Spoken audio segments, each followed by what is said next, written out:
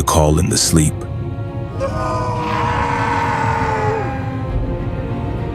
Before disappearing.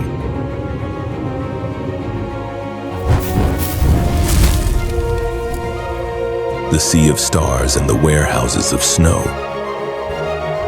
Prison of the fallen angels. The eternal garden and the border of fire. The crossroads of light.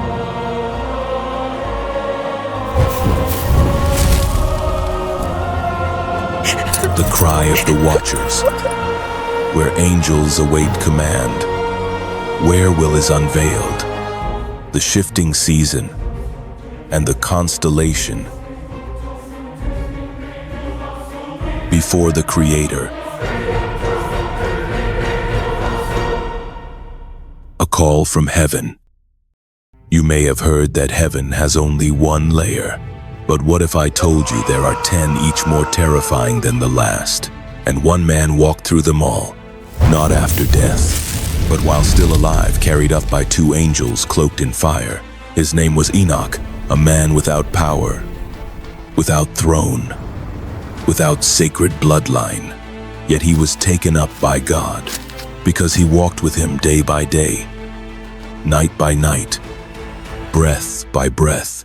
And what he saw will make you never look at this life the same way again.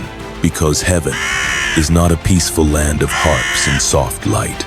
It is a dimension of power, holiness, order, and terror. Welcome to Prayer Station. There are storehouses of rain and snow. There are angels chained in darkness. There are levels of heaven that tremble when the Eternal One walks by. And Enoch was led through each one, not for pleasure, but to remember and to warn, because one day you too will pass through those layers. But will it be in glory or in trembling? Be ready, because the first gate is opening. The call in the sleep.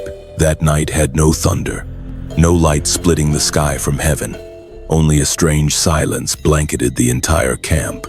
Enoch was asleep with no warning, like any other night he had spent among the grasslands, amid the steady breaths of his children, beneath the last ember fading into ash.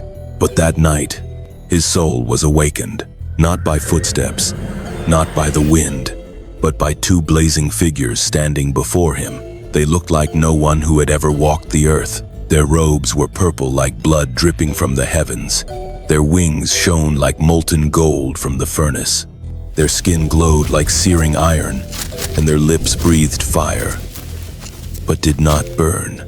Enoch did not open his eyes, but he knew he was no longer among mortals. A voice rang out, not loud, but piercing like a beam of light in the deep. O Enoch, man of righteousness, rise, for today you shall be taken to a place no mortal has ever stepped. He didn't have time to ask why, didn't look back at his children, took no belongings, except a soul ready to enter the sacred. And as Enoch rose, the earth beneath his feet began to blur, not because he dreamed, but because he was stepping out of the dream into the reality of eternity. The 2 angels carried no swords. They did not pull him by force. They simply touched his shoulder, and the world faded. Wind was no longer wind. Sky was no longer sky. Everything around him became fragile like smoke, and his body grew light like the first breath of morning. That's when Enoch understood. He was not dreaming. He was being called, not called to the land of the dead, but called to the place where the truly living begin their journey. A journey back toward the source of light. A journey through 10 layers of heaven, each one a revelation, each one a warning. But before he ascended, he turned back, not with his body, but with the eyes of his soul, to see those he loved. Because Enoch knew no one returns the same as they left, and not everyone is ready for what he was about to see. The sky above him trembled, not because nature rebelled, but because heaven had opened. And you, if tonight someone touched your shoulder and invited you into something no one's ever spoken of, would you rise Or would you go back to sleep and miss the call from heaven, the final words before disappearing? Enoch did not beg to stay. He did not weep for being taken away. He simply turned his head and left a word behind. Not a farewell, but a legacy in breath. A single breath, enough to awaken a soul asleep in its own generation. His children gathered, not knowing why the light around the camp grew heavy, why the air trembled as if in a storm, why their eyes could see, yet their hearts felt something leaving never to return the same. Enoch looked at each child, each face that once ran behind him through the fields, now trembling not from the wind, but from something unseen cloaking him. And he said, "My children, what you see today will be recorded by generations to come. Do not follow me, for you cannot go where I am about to go, but live as if the eyes of the Creator are watching you through every little thing." He gave no instructions about wealth, divided no land, left no jewels or maps, only a word: stay away from false gods. Keep your hearts upright, for this world will pass away, but those who belong to the light will not be forgotten. His descendants wept, not fully understanding, but their souls knew. This was not a goodbye from a father. This was the final echo of a soul about to dissolve into the heavens. And when he finished his last sentence, a breeze light as the morning wind touched the camp. No one saw the angels. No one saw Enoch walk away. He did not vanish like a ghost.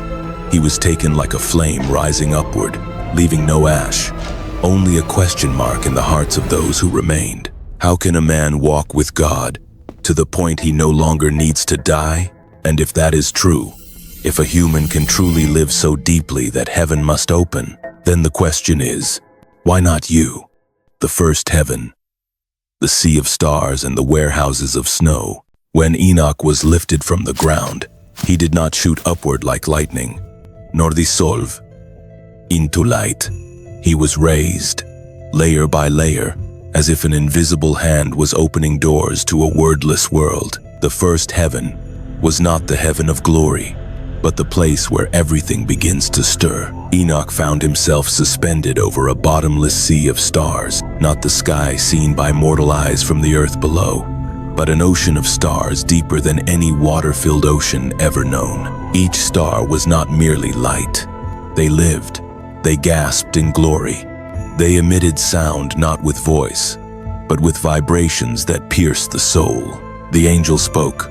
This is the heaven of the luminaries, where all cycles begin, where light is programmed to obey. Enoch saw angels passing between the stars. Each had a task. Some guided the paths of planets. Some governed seasons, winds, and even the falling of each single dewdrop. They were not in haste, not lost. Every movement followed a rhythm unseen, yet unbreakable. Then he was brought to another place, the storehouses of snow and rain, not storehouses built by human hands. They hovered in space, with gates wide as valleys, where layers of snow were kept, as if winters slept there, waiting for a command. There were vaults of rain, with millions of suspended drops not falling, not flowing.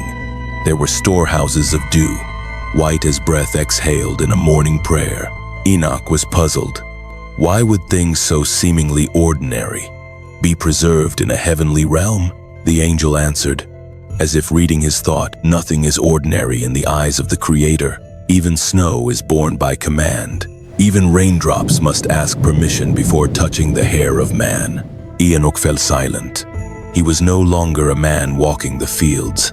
He was walking among holy order, where everything bows. And when he looked back, he understood.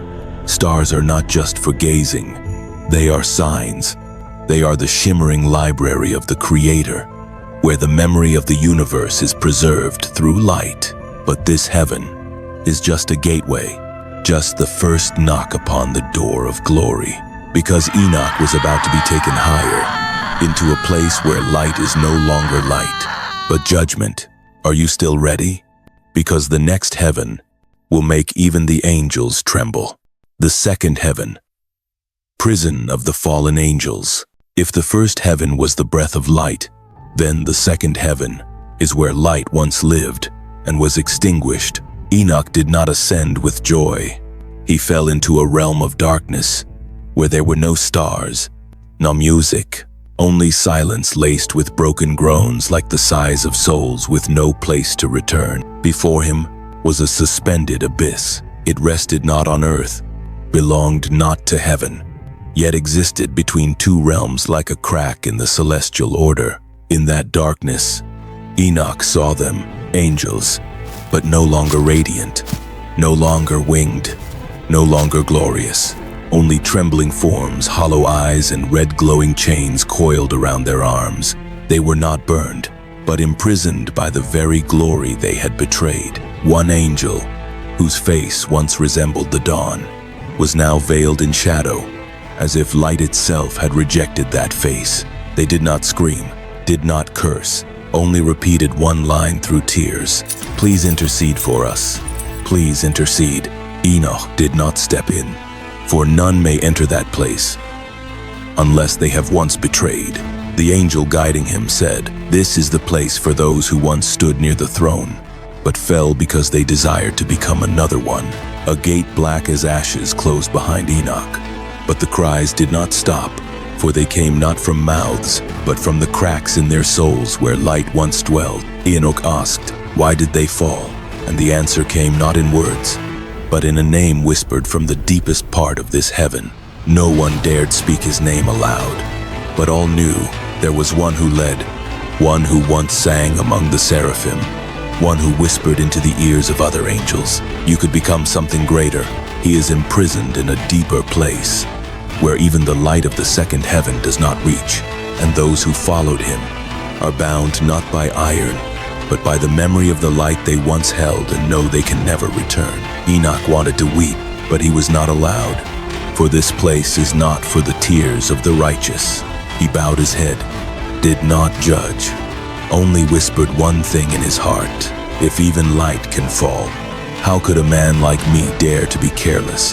The second heaven speaks not of glory, it speaks of warning, for light, when no longer facing the source, becomes darkness that knows pain. And when Enoch was pulled from this realm, he did not gasp, did not lift his head high.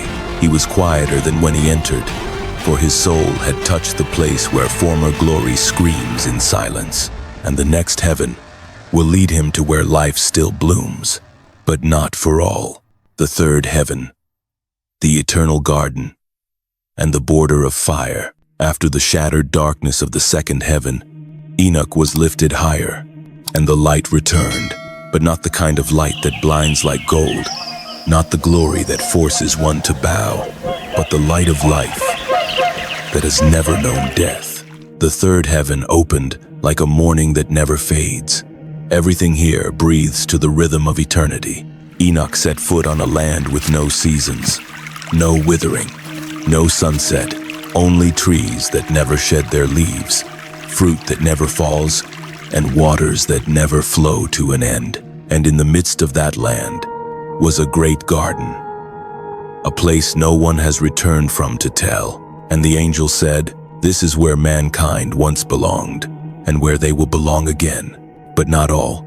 Enoch saw the tree of life, taller than any mountain he had ever known, its roots piercing through all ages, its branches casting shade over souls that never bowed to darkness. Here, there were no screams, no chains, only sacred songs of righteous souls, resting like sunlight on the grass. They were not dead. They were waiting for a day when heaven and earth would no longer be divided, and this garden would no longer be forbidden. But on the far side of the garden, separated by a silent boundary, was the border of fire. Not fire that burns, but fire that guards. Not fire that consumes, but fire that warns. The angel pointed to that side. If this is the place for those who remained faithful, then that is the place for souls who never turned back. Enoch saw deep pits, where fire emitted no smoke, but souls still could not escape. No one was bound. No one was pushed down. They walked in themselves because they could not bear the light of the garden beside them. There were no fences, only an irreconcilable difference between two worlds standing side by side. On one side is life awaiting resurrection. On the other is death that never ends. And in the middle stood Enoch, a man gazing at both with eyes that still carried humanity. He asked, "Why so close? Why can one stand between two eternal realms as if choosing a path?" And the angel answered with something Enoch had never considered, because mankind always lives on the threshold, and the choice is always just one step away. Enoch knelt in the garden, not because he belonged there, but because he understood every soul he had ever loved on earth was living closer to that boundary than they realized. And if every breath is a step, then perhaps we are walking in one of two directions, even if we don't know it. The third heaven did not frighten Enoch, but it made him tremble, not because of the fire, but because of how close heaven and hell are, in a way no human eye can ever see. As he was lifted higher, his heart remained in the garden, where life is waiting for the day it will be called by name again. But the next heaven is no longer a landscape, no longer a resting place for souls, but a realm where angels never close their eyes, for they guard something greater than all. The fourth heaven, the crossroads of light. The fourth heaven did not open with a gate. It opened with a beam of light running through the soul like distant thunder. Enoch sensed it before he saw it, a feeling he had never known, both gentle like heavenly silk and heavy like a sword hanging over the destiny of the world. The angel did not need to speak, because everything here spoke through its very presence. Enoch stepped into a suspended realm, where there was no ground beneath, only strands of light swirling like cosmic currents. They were not matter, not energy. They were living commands, and he saw the sun, the moon, and the stars, but not as he had known them on earth. They did not hang still. They moved in eternal orbits, each movement an act of obedience. Enoch saw the angel in charge of daylight, holding a ring of decrees, guiding the sun like a loyal celestial beast, and on the other side, an angel of gentle darkness, not an enemy, but a gatekeeper for the peace of night. The moon did not merely shine. It counted sacred time, marking the moments when God would visit the earth. All the stars Enoch saw were not isolated lights. They were signs, letters of a script running across the sky, and every planet, every constellation was silent music, writing the will of the Creator. He turned to the angel and asked, "Why are all these complex movements necessary? Can't light just exist?" The angel looked deep into his eyes, not to answer, but to engrave this into his soul, because all light must obey, or else it becomes chaos. And Enoch understood. Light is not absolute freedom. It is sacred responsibility. In this heaven, there was no thunder, no punishment, only a question deeper than any judgment. Are you moving in the orbit you were designed for? Enoch turned and saw an unnamed stream of light, where two sources once joined, then separated, one carrying day, one carrying night. And he realized, darkness is not the enemy of light, but disorder is. This heaven taught him something no one ever spoke of on earth. True light is not what shines outward, but what submits inward.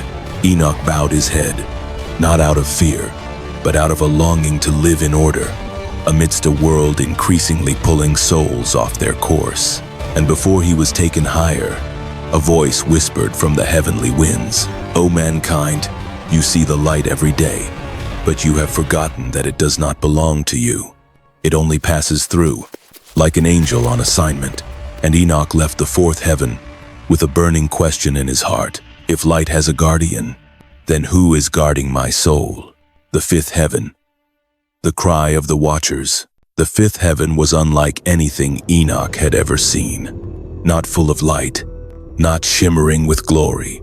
No more gardens, no more storehouses. No more orderly operation of the heavenly realms.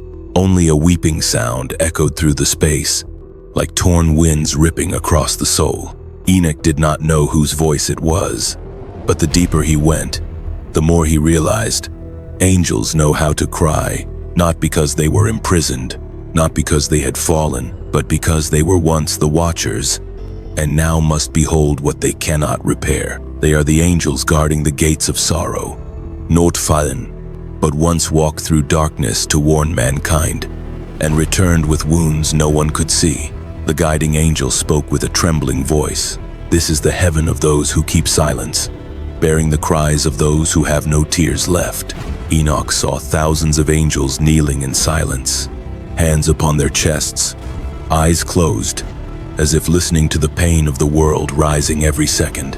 And he heard, truly heard, every forgotten prayer, every wordless plea from desperate souls, every final breath of unborn children, all of it gathered, preserved, and offered daily in this fifth heaven. These angels did not speak, but every bow of their heads was an intercession for humanity still staggering in darkness.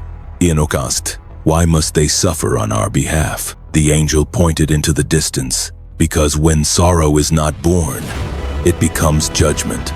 But when someone bears it, it can become mercy. He saw a great angel, holding a scroll made of light, recording every groan never heard on earth. Not one cry is forgotten, not one tear is overlooked, not one lonely soul left untouched. And he understood, the fifth heaven is not a court, but a place of intercession, where angels need no throne, no crown, only silence and loyalty. Enoch knelt. He said nothing, because he knew every word would shrink before the love enduring here. And as he prepared to depart, an angel looked up at him, not with eyes, but with a soul that had touched the sorrow of generations. And he heard in the stillness, "If you return to earth, tell them the tears they think are wasted are being kept here." And Enoch was lifted, gently, as one stepping out of a temple, with a songless hymn still echoing in his heart. For the next heaven would no longer be a place of tears, but one where even angels must bow, for the glory is too great to behold. The sixth heaven, where angels await command. The fifth heaven is the place of silent tears, but the sixth is where power lies still in order. Enoch was not welcomed by light, not because he was unworthy, but because this place does not welcome, it only waits. As he stepped in, the air was thick like a veil of glass. Each footstep touched a silence compressed over millennia. Around him stood millions of angels, not speaking, not moving, not looking at him. They stood like pillars of a kingdom, yet to be unveiled, each one clothed in garments woven from time. In their hands, swords unsheathed. On their lips, words not yet spoken. They were not gatekeepers, nor comforters. They were warrior angels, created not to think, but to execute. The guiding angel told Enoch, "This is where the mightiest in all the heavens stand, but not to display strength, only to await a single call." He asked, "When will they be sent?" The angel did not answer with time, only said, "When the one who dwells above all thrones lifts his hand, they will not need to hear a voice. They will know." Enoch stepped into their midst. No heads turned, but he felt the weight of absolute obedience, heavy as a mountain upon the soul. He saw angels holding seals. Each seal was an event yet to come. Each seal a vision still asleep. Each seal a decree not yet spoken. They did not ask why, did not need to understand the plan. They only held their position until their name was called. One angel among them held a scroll of fire, his face devoid of expression, but from his eyes shone a light Enoch dared not gaze into. He knew this angel would be sent on the day of final judgment. Enoch turned to look across the heaven. No throne, no crown, no applause, no worship, only waiting. And in that waiting, Enoch understood something no one had ever told him. True power does not lie in the ability to act, but in the readiness to keep the sword sheathed until the command comes. Here, there is no personal freedom, no private will, only the will of the Most Holy, and loyalty that has never wavered. And before leaving, Enoch heard a sound not from the angels, but from within his own spirit. When the wrath of heaven is unleashed, you will see these move, and the earth will shake, the sea will flee, and your soul, on which side will it stand? The sixth heaven closed, not with a sound, but with the unblinking eyes of angels still waiting, for the next heaven will no longer be a place of waiting, but the place where every word, every vision, and every existence is born. The seventh heaven, where will is unveiled. When Enoch stepped into the seventh heaven, there was no more radiant light, no more music, no more vivid scenery like the previous realms. Only presence, no form, no voice, but even breath bowed. Enoch was not led in by feet. He was drawn upward, like a soul pulled by something he could not understand, yet could not resist. Before him was a silence so heavy, he dared not blink, because here will had not become word. All things unspoken, but already existing. The guiding angel was no longer beside him, because here no angel may step beyond the threshold, only those called by name before time ever began. And he saw a veil of living fire, not burning, but moving like the whisper of wisdom. Behind it, he sensed something beating, not a heart, but a will breathing. Will needs no explanation, no proof, no agreement. It is where all things begin, and all things will end. Enoch bowed, because even the air here made him collapse, and he heard a sentence, not in his ears, but in his soul. All that you see is a part. All that you understand is a shadow of the real. But you have been chosen to see what even angels must turn away from. He trembled, not from fear, but from standing near the indescribable and still being alive. This heaven did not teach, did not instruct. It touched the bone of the soul to speak one wordless truth. I am, and if you still wish to exist, you must begin here. And Enoch saw no throne as men imagine, no face, no laughter, no hand reaching out, only the fullness of the one who cannot be shaped, but shapes all things. In this highest place, he received no answers, but received smallness. For the closer one comes to the source, the more one understands they are but vapor in the infinite. And when Enoch was about to be taken back down to the lower realms, he carried no scroll of commands, no angelic sword, no glory, only the awareness that he had once stood inside the breath of the one who has never exhaled a word. And that was enough for him to live differently. The seventh heaven gives no power. It gives the awareness that power never belongs to man. And when he left, no one knew he had been there, but his soul was never the same again. The eighth and ninth heavens, the shifting season, and the constellation. When Enoch was lifted to the eighth heaven, there was no fire, no swords, no waiting angels, only time melting like light being bent. Space here was not measured by minutes, not counted by day or night, but shifted by will, a will that has never been delayed. Enoch found himself drifting through layers of invisible movement, where seasons did not come from the earth's axis, but from the Creator's own intent. The eighth heaven is where the seasons of the soul are issued. Not spring, summer, autumn, winter, but the season of being touched, the season of burning, the season of healing, and the season of being sent. Enoch saw circles of light in motion. Each circle was an era. Each movement was a command. A smallest vibration could shift a generation. And he understood, life is not lived by years, but by the seasons permitted to occur. The one who does not pray will not know what season they are in, And if you do not know the season of your soul, you will act too early or too late and lose the only thing that matters, timing.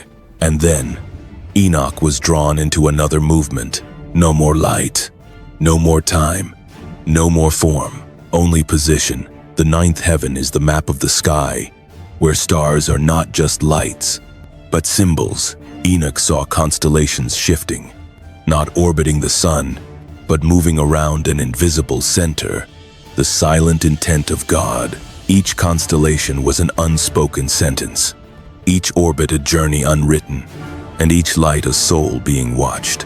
He understood that, in this heaven, destiny is not forced, it is woven, thread by thread, light by light, and it is here that prophecies are etched into the sky before they are spoken on earth. Enoch saw the stars move like breath, not in chaos, not in noise, only rhythmically, like the heartbeat of the cosmos pulsing in silence. The angel no longer guided him, because here, no guide is needed, only silence and sight.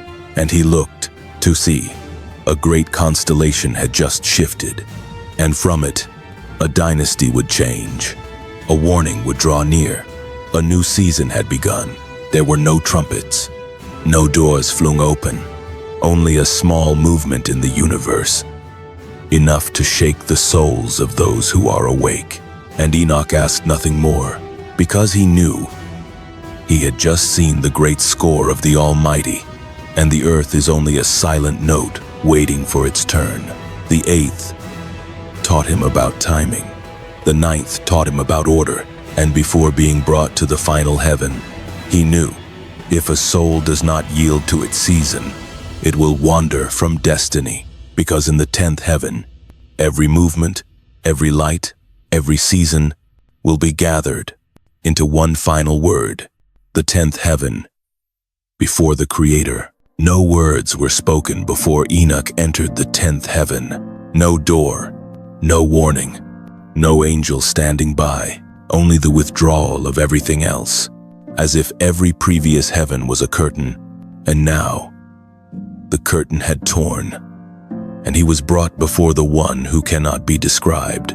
No form, no dazzling light as men imagine, no thunder, no holy fire, no radiant cloud, only the full presence of the Eternal One, and that alone made everything in Enoch tremble. He did not fall from fear. He did not collapse from awe. He dissolved, as if every vein, every thought, every dream in him was being lit from within.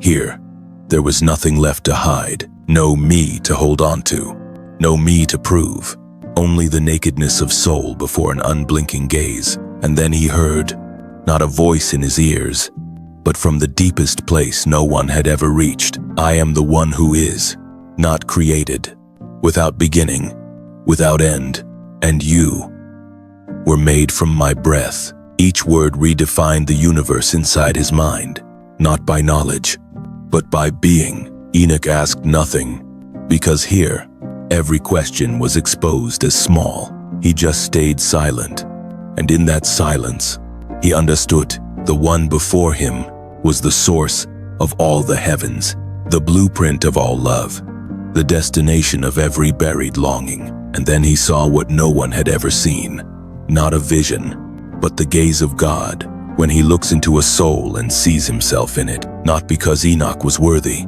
but because his will was to choose a man, to know heaven is not far, only that you be called. In the 10th heaven, no one stays long, for the holiness here permits nothing unrefined to remain beyond a moment. And so, Enoch was pulled back, not cast out, but protected, because he had seen the one before whom even time must bow, and he would never be the same again, no longer an ordinary man, no longer walking the earth as if it were only dust, but as one who carries the breath of the 10th heaven, where God is not just above, but waiting. In the eyes of those who know how to look up, a call from heaven. If you're still here, it means something in you. no longer wants to stay on the ground as before. You are no longer satisfied with ordinary answers. You have seen the heavens open, and now, nothing on this earth can make you forget that gaze. Enoch was taken up to see, to tremble, to return and live as one who walked through a door that cannot be closed by reason. And today, that door is open again, not for your body to rise, but for your soul to awaken. Awaken from the comfort zone, from cold routines, from a faith that no longer thirsts. Awaken from a life weary of religion, but that has never been touched by the holiness that is calling your true name. Because Enoch was not the last to be called. He is still calling, in the midst of your sleep, in the emptiness you don't speak of, in the questions you've hidden where no one can reach. And he's not asking if you're good enough. He only asks, can you still hear me? You don't need to know everything. You don't need to understand every heaven. You only need to surrender. And if in this moment, your heart still beats, your breath is still warm, then don't wait for another heaven, because the heaven you're being called into is the heaven of response. Lord, the one reading these words has seen. Lay your hand on their soul, and if they are falling, please lift them with the very breath that once carried Enoch up. If they've forgotten their true name, please whisper it again, so they will know you are the one I love, and I am still writing your story in a scroll that has never been closed. This is not just the end of a video.